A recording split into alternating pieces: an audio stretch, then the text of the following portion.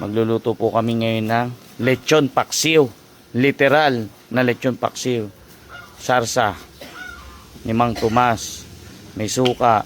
May daon ng saging, no? Ay, bulaklak ng saging. Masarap kasi sa paksiw yung may bulaklak ng saging. Baka kami lang ang gumagawa niyan. Walang ibang gagawa niyan. Yan yung literal na lechon paksiw. Pagkaluto niyan, hindi mo na kailangang ipaksiw dahil napaksiw na. Tapos, ano pa ba yung mga rekado natin dyan? Bawang. Oh, bawang. Oh, ayan, bawang. Ayan. Tapos, saka daon, bulaklak ng saging, no? Luto, ang dami.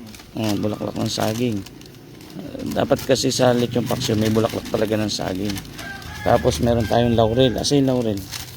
Ayan, oh, laurel. Dapat may laurel. Pamintang pino. Yung pamintang pino, pakikuha, tol. Nandun na yun, oh. Dapat ang paksiw talaga may paminta. Ayun, masarap yun. Oo, para masarap. Daming Daming tao. banana blossom. Yan ang literal na lechon paksiw. Paminta. Yan, oh. Sige, to, lagyan mo ng paminta. Yan. Sarap niyan. Pag di sumarap yan, ewan ko na lang. Oh, tama na yan. Oh, diba? Okay na yung sarsa? Okay na yun, no? Ayan, Dalawa. Oh, suka suka. Oh, ilan mo yung yung bote na suka para sayang yung laman eh. Oh, yeah. Yan. May enjoy ni Elio yan. Diba, masarap to.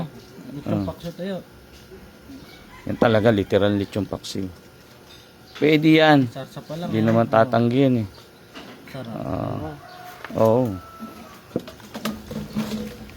Ano kaya magiging lasa ng ating lechon paksiw? Bukas!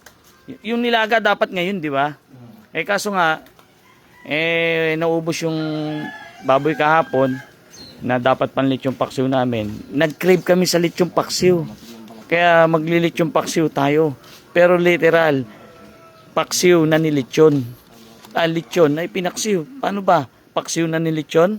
Lechon muna. Sabay na. Lechon paksiw. Yan talaga yung literal na lechon paksiw. Ang sarap niyan. Yung ang kahapon yung lechon minudo namin, ang sarap eh. Ito pa kaya? Parang mas masarap to. Mas masarap sigurado yan. Natingin nyo. Tal, mas masarap siguro yan, no? Kasi lechon paksiw yan eh. Tayo pa lang ang gumawa niyan. Ha? Mabango na nga. Mabango na Luto na Parang luto na mas masarap yan. Sigurado ako na magiging masarap yung aming lechon paksiw.